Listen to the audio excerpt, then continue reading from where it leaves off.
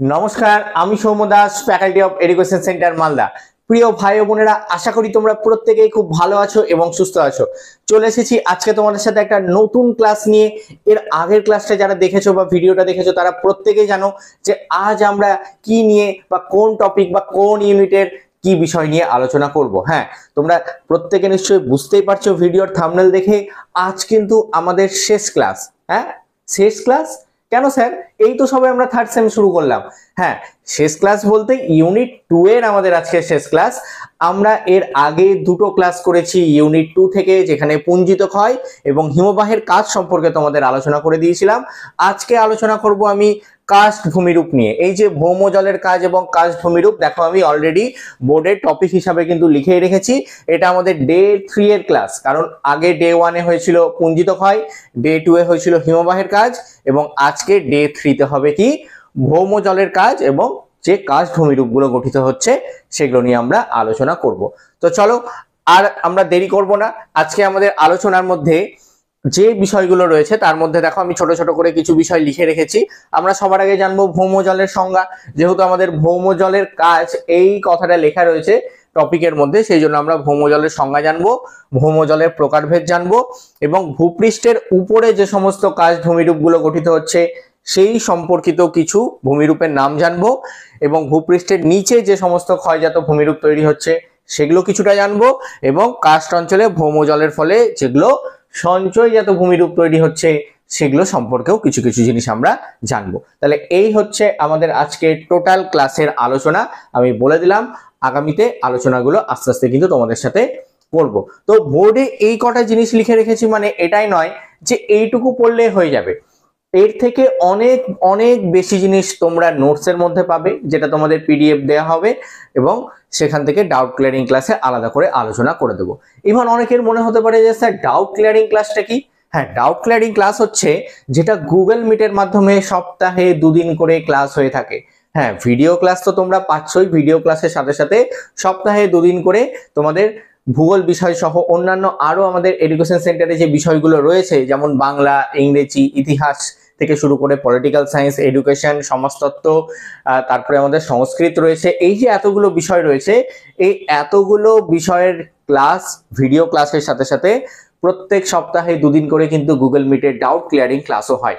তো যারা মনে করছো আমাদের এই ভিডিও ক্লাসের সাথে সাথে তোমাদের নোটস দরকার, ডাউট ক্লিয়ারিং ক্লাস দরকার, তাদেরকে বলবো ভিডিওর স্ক্রিনে দেখো যে নাম্বারটি দেওয়া রয়েছে, এই নাম্বারে তোমরা যোগাযোগ করে নাও।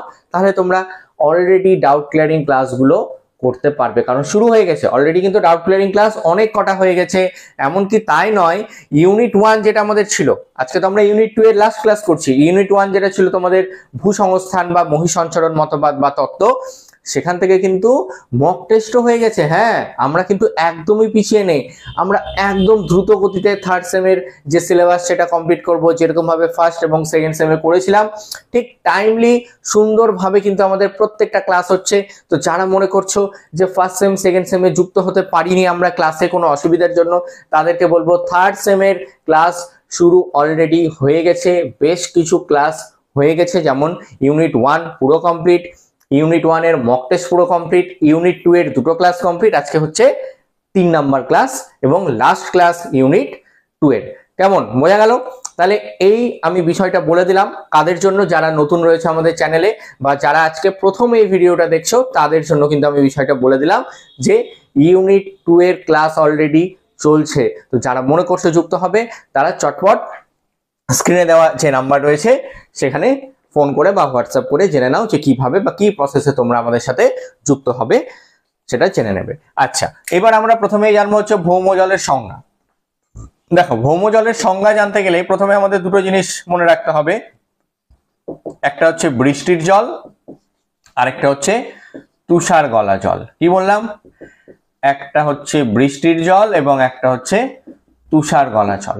এই যে বৃষ্টির জল বা তুষার গলা জল, এগুলো কি হয়, আমাদের যে ভূ অভ্যন্তর বা মাটি রয়েছে আস্তে আস্তে নিচের দিকে প্রবেশ করে, এবং আস্তে আস্তে নিচের দিকে প্রবেশ করে কার মাধ্যমে? শিলার মাধ্যমে, বা শিলাতে সঞ্চিত হচ্ছে জলটা, নিচের দিকে যাচ্ছে, ভূ অভ্যন্তরে প্রবেশ করছে, প্রবেশ করে মাটির নিচে যে জলস্তরটা গড়ে তোলে সেটাকে আমরা বলছি ভৌম জলস্তর, এবং পরবর্তীতে আমরা এই ভৌম জলস্তর থেকেই কিন্তু জল পাচ্ছি। আমরা যে পানীয় জল যেটা আমরা ব্যবহার করছি বা বাসন মাজার কাজে হোক বা অন্যান্য আমাদের দৈনন্দিন জীবনের বিভিন্ন কাজে হোক, যে জলটা আমরা ব্যবহার করছি সেই জলটা কি, সেই জলটাই কিন্তু হচ্ছে আমাদের এই ভৌম জল। তাহলে ভৌম জল কি করছে, আমাদের ভূ অভ্যন্তরের যে শিলা রয়েছে সেটাকে আগে সম্পৃক্ত করছে এবং সেই শিলার মধ্যে বা মাটির নিচে বা ভূ অভ্যন্তরে আস্তে আস্তে যে জলটা সঞ্চিত হচ্ছে তাকে আমরা বলছি ভৌম জল। তাহলে শিলা যে রন্ধ্র, সেই শিলা রন্ধ্রে আস্তে আস্তে সঞ্চিত হচ্ছে ভৌম জল রূপে এবং ভৌম জলস্তরের একটা ভান্ডার তৈরি করছে, যেটাকে আমরা পরবর্তীতে আবার ব্যবহার করছি বিভিন্ন কাজে। ক্লিয়ার হলো তো যে ভৌম জলটা কি, কিছুই না, বৃষ্টিপাত এবং তুষার গলা জল, এটাই ভূ অভ্যন্তরে যে জলস্তর তৈরি করে সেটাকে আমরা বলছি ভৌম জলস্তর এবং যে জলটা তৈরি হচ্ছে সেটাই হচ্ছে ভৌম জল। ব্যাস, এটুকুই সিম্পল জিনিস। এবার আছে ভৌম জলের প্রকারভেদ। আমরা ভৌম জলকে বিভিন্ন রকম ভাগে ভাগ করতে পারি। মোটামুটি ভাবে ভৌম জলকে আমরা 5টা ভাগে ভাগ করি। মোটামুটি ভাবে আমরা 5টা ভাগে ভাগ করতে পারি, যেমন আবহিক জল, সহজাত জল, মহাসাগরীয় জল, এরকম আমরা মোট 5টা ভাগে ভাগ করি। তার মধ্যে দুটো এমন ভাগ রয়েছে যে দুটো ভাগ থেকে কিন্তু প্রশ্ন আসবেই আসবে। একটা হচ্ছে প্রথম সহজাত জল, এই সহজাত জল, এটা একটা প্রশ্ন আসে, এবং আরেকটা আছে উৎসন্দ জল। উৎসন্দ জল, এই দুটো থেকে কিন্তু তোমাদের প্রশ্ন আসবে, এটুকু মোটামুটি ভাবে বলা যেতে পারে। সহজাত জল কি এবং উৎসন্দ জল কি, এই দুটো আমি আলাদা করে আলোচনা করব। যখন মনে রাখবে পাললিক শিলা তৈরি হচ্ছে, সেই পাললিক শিলা তৈরি হওয়ার সময় যে জলটা অলরেডি পাললিক শিলার মধ্যেই আবদ্ধ থাকে সেই জলকে আমরা কি বলি, সহজাত জল বলি। মানে যে জলটা পাললিক শিলা সৃষ্টির সময় থেকেই শিলার মধ্যে থাকছে সেই জলটাকে বলা হচ্ছে কি, সহজাত জল। সহজাত মানে অলরেডি আছে, কখন থেকে, পাললিক শিলা সৃষ্টির সময় থেকেই। পাললিক শিলা সৃষ্টির সময় থেকেই শিলার মধ্যে, কোন শিলা, পাললিক শিলার মধ্যে যে জলটা থাকে সেটাকে বলছি আমরা সহজাত জল। বোঝা গেছে? এবার আছে একটা উৎসন্দ জল। উৎসন্দ জলটা কি, এই যে অগ্নুৎপাত হচ্ছে, অগ্নুৎপাতে কি ম্যাগমা বাইরে বেরিয়ে আসছে, এই ম্যাগমার সাথে অনেক সময় আমরা দেখতে পাই উত্তপ্ত এবং খনিজপূর্ণ জলও বেরিয়ে আসে। আগ্নেয়গিরি থেকে যে অগ্নুৎপাত হচ্ছে, অগ্নুৎপাতের সময় যে ম্যাগমা, সেই ম্যাগমা যখন বেরিয়ে আসছে সেই ম্যাগমার সাথে উত্তপ্ত এবং খনিজ মিশ্রিত দুটো জিনিস বলেছে কিন্তু, মানে জলটা উত্তপ্ত হয় কেন, কারণ আগ্নেয়গিরির যে ম্যাগমা সেটা উত্তপ্ত, গরম, তাহলে সেই ম্যাগমার সাথে যে জলটা বেরিয়ে আসছে উত্তপ্ত এবং খনিজপূর্ণ, মানে শুধু যে জলটা উত্তপ্ত বা গরম হচ্ছে তা কিন্তু নয়, তার সাথে সাথে খনিজ পদার্থ দ্বারা পূর্ণ যে জল, সেই জলটাকে আমরা কি বলছি, উৎসন্দ জল। মনে থাকবে এই দুটোর মধ্যে একটা থেকে কিন্তু কোশ্চেন আসবেই আসবে। কি কি বললাম, সহজাত এবং উৎসন্দ। ঠিক আছে, আরো যে জলগুলো রয়েছে, যেমন একটা আবহিক জল রয়েছে, আবহিক জলটা ভৌম জলের যে সংজ্ঞা বললাম সেটাই হচ্ছে আবহিক জল আমরা বলতে পারি, যেটা বৃষ্টিপাত বা বৃষ্টিপাতের জল এবং তুষার গলা জলের ফলে যেটা সৃষ্টি হচ্ছে সেটাকে আমরা কিন্তু আবহিক জল বলছি। তাহলে এই গেল আমাদের মোটামুটি ভৌম জলের কনসেপ্টটা, মানে ভৌম জলের সংজ্ঞা এবং ভৌম জলের যে প্রকারভেদ মোটামুটি ভাবে কিন্তু বলে দিলাম। এবার যে জায়গাগুলো থেকে সব থেকে বেশি প্রশ্ন আসবে সেটা হচ্ছে এই ভূমিরূপগুলো থেকে। মনে রাখবে ভূমিরূপগুলো থেকে কিন্তু সব থেকে বেশি প্রশ্ন আসবে। এবার আমরা জিনিসটাকে এইভাবে একটু আলোচনা করব যে ভূপৃষ্ঠের উপরে, দেখো ভালো করে বুঝবে, একটা হচ্ছে ভূপৃষ্ঠের উপরে আর এই পয়েন্টটা লিখেছি ভূপৃষ্ঠের নিচে, আর সবটাই কিন্তু ক্ষয়জাত, মানে ভূপৃষ্ঠের উপরে কিছু ক্ষয়জাত ভূমিরূপ তৈরি হচ্ছে আর ভূপৃষ্ঠের নিচে কিছু ক্ষয়জাত ভূমিরূপ তৈরি হচ্ছে। আমরা আলাদা আলাদা করে দুটো জানবো। মানে এই যে চুনাপাথর গঠিত অঞ্চল, মানে কোথায় কার্স্ট ভূমিরূপ তৈরি হয়, চুনাপাথর, ডলোমাইট, জিপসাম, এই ধরনের যে জায়গাগুলো রয়েছে বা শিলাগুলো রয়েছে সেই জায়গাতে আমরা দেখতে পাই এই কার্স্ট ভূমিরূপগুলো সেই জায়গাতেই তৈরি হচ্ছে। তাহলে ঠিক কি কি ভূমিরূপ আমরা দেখতে পাচ্ছি যে কার্স্ট ভূমিরূপ হিসাবে পরিচিত, তার মধ্যে ভূপৃষ্ঠের উপরে যেগুলো হচ্ছে তার মধ্যে 3টে আমরা জানবো। একটা হচ্ছে টেরারোসা, একটা ল্যাপিসোকারেন এবং একটা হচ্ছে চুনাপাথর মেঝে। তার মানে এটা নয় যে 3টেই শুধুমাত্র কার্স্ট ভূমিরূপে বা ভূমিরূপ হিসাবে আমরা দেখতে পাচ্ছি যেগুলো ভূপৃষ্ঠের উপরে গঠিত হচ্ছে, এগুলো ছাড়া আরো অনেক ভূমিরূপ আছে। মোটামুটি ভাবে তোমরা 10 থেকে 12টা ভূমিরূপের নাম যেগুলো নোটসের মধ্যে পাবে বা পিডিএফ এ পাবে, তো অতগুলো আলোচনা করলে তো ভিডিওটা অনেক বড় হয়ে যাবে, সেগুলো আমি তোমাদের ডাউট ক্লিয়ারিং ক্লাসে বলে দেবো, আলোচনা করে দেবো। আপাতত তোমরা এই তিনটে ভূমিরূপ সম্পর্কে বোঝো, যেই তিনটে ভূমিরূপ ভূপৃষ্ঠের উপরে তৈরি হচ্ছে ক্ষয়জাত ভূমিরূপ হিসাবে। কি এগুলোকে কাস্ট ভূমিরূপ বলছি। তার মধ্যে প্রথমটা হচ্ছে টেরারোসা। টেরারোসা খুবই সহজ। আমরা চুনাপাথর গঠিত অঞ্চলে দ্রবণ প্রক্রিয়া দেখতে পাই। দ্রবণ প্রক্রিয়া, দ্রবণ প্রক্রিয়া মানে আমরা কি দেখি যে চুনে যদি জল মিশিয়ে দিই তাহলে কি হবে, দেখবে বুদবুদ বুদবুদ করে কিন্তু ফুটে ওঠে, এটাই হচ্ছে দ্রবণ। তাহলে এই যে চুনাপাথর গঠিত অঞ্চলে যে দ্রবণ প্রক্রিয়া তৈরি হচ্ছে, এই দ্রবণ প্রক্রিয়ার ফলে একটা লাল আম্লিক কাদার মতো মাটির সৃষ্টি হয় বা ভূমিরূপ সেখান থেকে গঠন হয়, সেটাকে আমরা কি বলি, টেরারোসা বলি। তাহলে বিষয়টা কি বললাম, চুনাপাথর গঠিত অঞ্চলে দ্রবণ প্রক্রিয়ার ফলে যে লাল আম্লিক কাদার মতো আবরণ তৈরি হচ্ছে সেটাকেই বলা হচ্ছে টেরারোসা। এবং আমরা ল্যাটেরাইট মৃত্তিকার নাম শুনেছি। এই ল্যাটেরাইট মৃত্তিকা কিন্তু বা ল্যাটেরাইট মৃত্তিকার মতো কিন্তু এই টেরারোসা এটা হয়ে থাকে। তাহলে কার্বনিক অ্যাসিড মিশ্রিত, মনে রাখবে একটা শব্দ আছে, কার্বনিক অ্যাসিড মিশ্রিত যে জল সেটার সাহায্যে কি হচ্ছে, চুনাপাথর দ্রবীভূত হয়ে যখন লৌহ যৌগটা অপসারিত হয়ে যাচ্ছে সেই সময় এই টেরারোসা গঠিত হচ্ছে বা লাল রঙের যে মাটি সৃষ্টি করছে সেটাকে আমরা বলছি টেরারোসা। আর দেখতে কি রকম হয়, কোন মাটির মতো, ল্যাটেরাইট মাটির মতো দেখতে হয় এই টেরারোসা। তাহলে বোঝা গেল এটা হচ্ছে ভূপৃষ্ঠের উপরে গঠিত একটা কাজ ভূমিরূপ। কিসের ফলে, ক্ষয় কাজের ফলে কিন্তু এটা গঠিত হচ্ছে। ক্লিয়ার হয়েছে টেরারোসা। এইবার আছে ল্যাপিস এবং কারেন। দেখো একটা ল্যাপিস বলা হচ্ছে, একটা কারেন বলা হচ্ছে, অ্যাকচুয়ালি কিছুই না, প্রায় দুটো একই জিনিস, বিভিন্ন জায়গায় বিভিন্ন নামে পরিচিত। যেমন ফরাসি ভাষায় আমরা ল্যাপিস বলি, এটা ফরাসি ভাষায় ল্যাপিস বলা হচ্ছে, আর ওটাকেই জার্মান ভাষায় কারেন বলা হচ্ছে। দুটোই সেম, আলাদা কিছু না। মানে ল্যাপিস এবং কারেন আলাদা আলাদা করে লেখা রয়েছে, মানে এটা ভাববেন না যে দুটো আলাদা ভূমিরূপ, একই ভূমিরূপ। ফরাসি ভাষায় ল্যাপিস বলা হয় আর জার্মান ভাষায় কারেন বলা হয়। কি জিনিসটা, খাঁজ কাটা ভূমিরূপ, এটা মনে রাখবে। কি বললাম, খাঁজ কাটা যে ভূমিরূপ কিভাবে তৈরি হচ্ছে, খাড়া ঢালযুক্ত অপ্রবেশ্য যে চুনাপাথরের অংশ, সেখানে দ্রবণ প্রক্রিয়ার ফলে যে খাঁজ কাটা, কিরকম এরকম খাঁজ কাটা যে ভূমিরূপ তৈরি হয় বা গঠন করে, সেটাকে আমরা বলছি ফরাসি ভাষায় ল্যাপিস এবং জার্মান ভাষায় কারেন। তাহলে কি হলো, কোথায় তৈরি হয়, খাড়া ঢালযুক্ত। এই শব্দটা কিন্তু লিখতে হবে, মানে প্রশ্নে যখন দেখবে, অ্যাকচুয়ালি তোমাদের তো আর লেখার মতো কোনো ব্যাপার নেই, সবই এমসিকিউ গোল করতে হবে, কিন্তু শব্দগুলো মনে রাখতে হবে যে কোন জায়গায় তৈরি হচ্ছে। যেই জায়গাটা হচ্ছে আমাদের খাড়া ঢালযুক্ত অপ্রবেশ্য চুনাপাথরের দ্রবণ প্রক্রিয়ার ফলে যে কি তৈরি হলো, খাঁজ কাটা এই ধরনের ভূমিরূপ তৈরি হলো, তাকে ফরাসি ভাষায় ল্যাপিস এবং জার্মান ভাষায় বলা হচ্ছে কারেন। ক্লিয়ার হয়েছে। নেক্সট চলে আসবো চুনাপাথর মেঝেতে। তাহলে চুনাপাথর গঠিত অঞ্চলেই তৈরি হচ্ছে কাস্ট ভূমিরূপ বিভিন্ন। তাহলে চুনাপাথর মেঝে আমরা কাকে বলবো, অনেক সময় দেখতে পাই এই যে কারেন্ট যেগুলো তৈরি হলো বা ল্যাপিস যেগুলো তৈরি হলো, অনেক সময় ভূপৃষ্ঠে খুব বেশি সংখ্যক ল্যাপিস বা কারেন যেটাই বলি না কেন, সেগুলো যখন বা তার উপরিভাগগুলো এবড়ো খেবড়ো আকৃতি ধারণ করে, মানে এগুলোর আকৃতি কিরকম হয়, অনেকটা এবড়ো খেবড়ো, মানে এরকম ভাবে উঁচু নিচু এবড়ো খেবড়ো আকৃতি যখন ধারণ করে, তখনই যে ভূমিরূপ তৈরি হচ্ছে সেটাকে আমরা বলছি চুনাপাথর মেঝে। তারপরে দেখো এই ল্যাপিস বা কারেন থেকেই কিন্তু চুনাপাথর মেঝেটা এসছে। তাহলে ল্যাপিস বা কারেন গুলো অনেক সময় কি তৈরি করছে, অনেক সময় এবড়ো খেবড়ো ভূমিরূপ হিসাবে আমরা দেখতে পাই ভূপৃষ্ঠের উপরে তৈরি হচ্ছে, তখনই সেগুলোকে আমরা বলছি চুনাপাথর মেঝে। তাহলে বোঝা গেল চুনাপাথর মেঝে কাকে বলি। অ্যাকচুয়ালি মেঝে সেটা চুনাপাথরের হয়, মেঝেটাই চুনাপাথরের হচ্ছে, এবং কিরকম এটা এবড়ো খেবড়ো। এটা কিন্তু মেঝে মানে আমাদের মতো ফ্ল্যাট সারফেস না, কিন্তু সমতল নয়, কিন্তু মেঝেটাই যখন এবড়ো খেবড়ো। কেন এবড়ো খেবড়ো হচ্ছে, কারণ এগুলো ক্ষয়জাত ভূমিরূপ।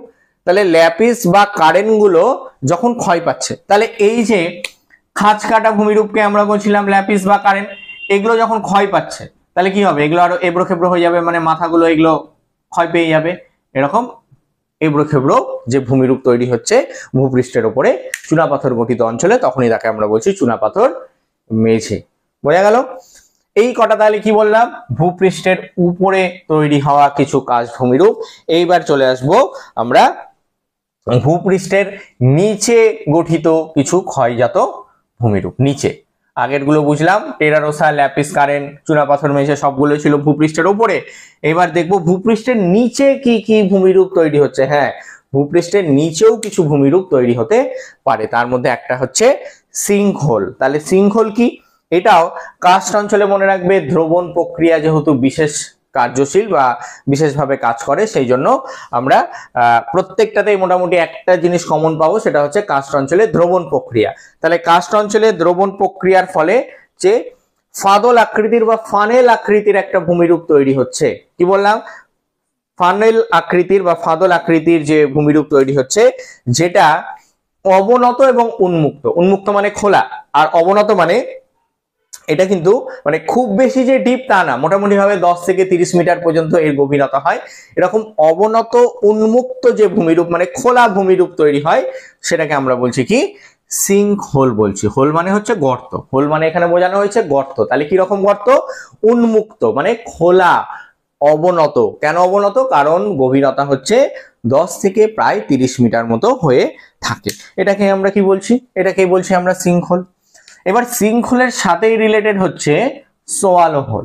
সোয়ালো হোল তাহলে কাকে বলবো? এই যে সিঙ্কহোলের ফলে যে গর্তগুলো তৈরি হচ্ছে, সেই গর্তগুলো যখন আরো বড় আকার বা আকৃতি ধারণ করছে, তখনই তাকে আমরা বলছি সোয়ালো হোল। মানে সিঙ্কহোলের থেকে বড় গর্তগুলোকে সোয়ালো হোল বলা হচ্ছে। মানে আরো বড় যে গুহার মতো তৈরি করছে, বড় গর্তগুলো তৈরি হচ্ছে, সেই গর্তগুলোকে আমরা বলছি সোয়ালো হোল। কারণ সিঙ্কহোলের গর্তগুলো আরো ক্ষয় পাচ্ছে, কারণ এটা তো ক্ষয়জাত ভূমিরূপ। তাহলে ক্ষয় পাওয়ার ফলে সিঙ্কহোলের গর্তগুলো আরো যখন বড় হচ্ছে, উন্মুক্ত হচ্ছে, তখনই সেই ধরনের ভূমিরূপকে আমরা বলছি কি? সোয়ালো হোল বলছি। এবার এই সিঙ্কহোল থেকে আবার রিলেটেড হয়ে গেছে এই ডোলাইন। দেখো, একটার সাথে একটা কিন্তু সম্পর্কিত, খুব কঠিন জিনিস না। নামগুলো হয়তো শুনে একটু কঠিন মনে হতে পারে, কিন্তু সিঙ্কহোলের সাথে ডোলাইন গুলো বা ডোলাইনটা সম্পর্কিত। কিরকম ভাবে? দেখা গেল অনেকগুলো সিঙ্কহোল পরস্পর একত্রে মিশে গেল। কি বললাম? অনেকগুলো সিঙ্কহোল পরস্পর একত্রে মিশে গেল বা জুড়ে গিয়ে আরো গভীর এবং প্রশস্ত যে বড় গর্ত তৈরি করলো, তখন সেই ধরনের ভূমিরূপকে আমরা বলছি ডোলাইন। তাহলে সিঙ্কহোলের সাথে সোয়ালো হোলের রিলেশন আছে, আবার সিঙ্কহোলের সাথে ডোলাইনেরও রিলেশন আছে। তাহলে সিঙ্কহোলের সাথে সোয়ালো হোলের রিলেশন কি বললাম? সিঙ্কহোল গুলো যখন আকারে আরো বড় হয় বা গর্তটা বড় হয়, তখন হচ্ছে সোয়ালো হোল। আর সিঙ্কহোল গুলো পরস্পর যখন একত্রে জুড়ে যাচ্ছে বা মিশে গিয়ে যে আরো বড় গর্ত তৈরি করছে, তখন তাকে আমরা বলছি ডোলাইন। এবং তোমরা যেটা নোটসের মধ্যে পাবে, প্রত্যেকটা ভূমিরূপ কোন জায়গাগুলোতে দেখা যায়, মানে ভারতের কোন কোন জায়গায় আমরা ডোলাইন দেখতে পাই, বা পৃথিবীর কোন জায়গাতে আমরা ডোলাইন দেখতে পাই, বা সিঙ্কহোল বা সোয়ালো হোল দেখতে পাই, প্রত্যেকটা পয়েন্টের সাথে সাথে সংজ্ঞার সাথে সাথে কিন্তু উদাহরণগুলো দেওয়া আছে। কারণ উদাহরণগুলো দিয়ে প্রশ্ন আসতে পারে। এগুলো প্রত্যেকটাই নোটসের মধ্যে আছে, উদাহরণগুলো দেওয়া। আমি আলাদা করে কিন্তু এখন ভিডিওতে আর উদাহরণগুলো বললাম না, কারণ উদাহরণ বোঝানোর কিছু নেই। সংজ্ঞাগুলো বা কনসেপ্টগুলো বোঝার আছে, বুঝতে হবে, কিন্তু উদাহরণগুলো তো আর বোঝার কিছু নেই। জাস্ট তোমাদেরকে দেখে মুখস্থ করতে হবে, মনে রাখতে হবে। সেই জন্য উদাহরণগুলো কিন্তু তোমরা নোটসে ভালো করে দেখে নেবে। তাহলে বোঝা গেল ভূপৃষ্ঠের উপরে আর নিচে ক্ষয়জাত ভূমিরূপ তিনটে তিনটে করে 6টা বুঝিয়ে দিলাম। এইবার আসবো কার্স্ট অঞ্চলে ভৌম জলের ফলে সৃষ্ট কিছু সঞ্চয়জাত ভূমিরূপ। এই সঞ্চয়জাত ভূমিরূপ থেকে বেশি প্রশ্ন কিন্তু আসবে, মানে এগুলো থেকেও আসবে, তার থেকে বেশি প্রশ্ন আসবে হচ্ছে এই সঞ্চয়জাত ভূমিরূপ থেকে। তার মধ্যে প্রথমটা হচ্ছে আমরা দেখছি স্ট্যালাকটাইট এবং একটা হচ্ছে স্ট্যালাগমাইট। এই দুটো ভূমিরূপ রয়েছে, একটা স্ট্যালাকটাইট, একটা স্ট্যালাগমাইট। তাহলে কোনটাকে আমরা কি বলবো? দেখো, মনে রাখবে চুনা পাথরের যে ছাদ, আমি ধরে নিলাম এটা আমাদের ছাদ। ছাদ মানে কি? ছাদ মানে হচ্ছে সিলিং। সিলিং এ কি থাকে? ফ্যান থাকে। ফ্যান কি থাকে? ঝুলে থাকে। তাহলে চুনা পাথরের ছাদ থেকে ঝুলে থাকা যে চুনের স্তম্ভ, সেই চুনের স্তম্ভগুলোকে আমরা বলি কি? স্ট্যালাকটাইট বলি। কি বললাম? চুনা পাথরের ছাদ থেকে ঝুলে থাকা যে সমস্ত চুনের ঝুড়ি বা মূর্তির মতো যেগুলো উপর থেকে নিচ পর্যন্ত ঝুলে থাকছে, সেই ধরনের ঝুলে থাকা ভূমিরূপকে আমরা বলছি কি? স্ট্যালাকটাইট। তাহলে স্ট্যালাগমাইট কি? এর উল্টোটা হচ্ছে স্ট্যালাগমাইট। কিরকম? যদি আমরা এটাকে ভাবি ফ্লোর, মানে চুনা পাথরের মেঝে, এই যে একটু আগে মেঝে পড়লাম, চুনা পাথরের মেঝে, তাহলে মেঝে থেকে যদি দেখা যায় বা এইভাবে আমরা বলতে পারি এখান থেকে চুনের যে জলীয় দ্রবণ এগুলো আস্তে আস্তে নিচের দিকে নামছে পড়ছে, এই জলীয় দ্রবণগুলো ঠিক এই মেঝেতে সঞ্চিত হয়ে যখন এই ধরনের ভূমিরূপ তৈরি করছে তখন আমরা সেগুলোকে বলছি কি স্ট্যালাগমাইট।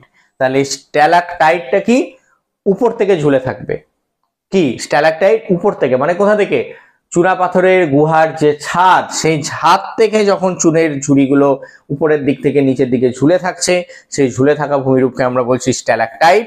এবং এই যে ঝুলে থাকা ভূমিরূপ এখান থেকে জলীয় দ্রবণগুলো বা চুনগুলো আস্তে আস্তে নিচের দিকে চুইয়ে চুইয়ে নিচের দিকে পড়ছে এবং সেটাই সঞ্চিত হয়ে যখন এই ফ্লোর থেকে মানে চুনা পাথর মেঝে থেকে সঞ্চিত হতে হতে আস্তে আস্তে আবার উপরের দিকে উঠে যাচ্ছে, নিয়ে যে ভূমিরূপ তৈরি করছে তাকে আমরা বলছি স্ট্যালাগমাইট। তাহলে বোঝা গেল স্ট্যালাকটাইট কি আর স্ট্যালাগমাইট কি, বোঝা গেল তো। তাহলে যেটা ঝুলে আছে সেটা হচ্ছে স্ট্যালাকটাইট, মানে টাইট ভাবে ঝুলে আছে, বিষয়টা হচ্ছে টাইট ভাবে। আমরা এটা কিন্তু অনেক সময় ভুল করে থাকি, আমাদের মনে থাকে না কোনটাকে স্ট্যালাকটাইট বলবো, স্ট্যালাকটাইট ঝুলে আছে না মেঝে থেকে উপরের দিকে উঠে আছে, এটা নিয়ে কিন্তু কনফিউশন হয়। তাহলে মনে রাখবে টাইট মানে হচ্ছে টাইট ভাবে ঝুলে আছে, টাইট আছে। আমাদের ফ্যান কি, ফ্যান সিলিং থেকে আমাদের টাইট ভাবে আছে, সেই জন্য আমাদের মাথার উপর পড়ছে না বা কিছু। একই রকম ভাবে চুনের স্তম্ভগুলো বা ঝুড়িগুলো যদি চুনা পাথরের যে ছাদ সেখান থেকে যদি এরকম ভাবে ঝুলে থাকে তখন সেটা হচ্ছে স্ট্যালাকটাইট।